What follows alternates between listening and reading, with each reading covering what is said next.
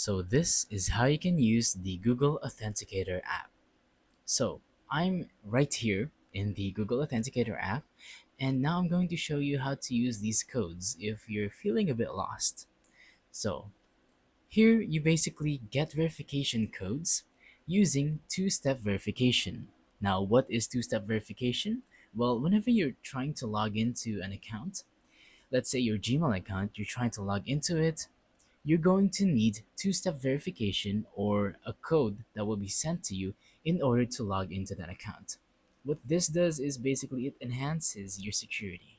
So as you can see, it's going to use Google Authenticator in order to give us the code, and then we will be able to sign in. So there you go. What you're going to want to do is tap on add a code and either scan a QR code that will be given to you whenever you set up two-factor authentication on any account, or enter a setup key. You can tap on enter a setup key and then type in the name of that account and your key and the type of key. So basically, in order to use Google Authenticator, you are going to need to enable two-factor authentication on that account right there.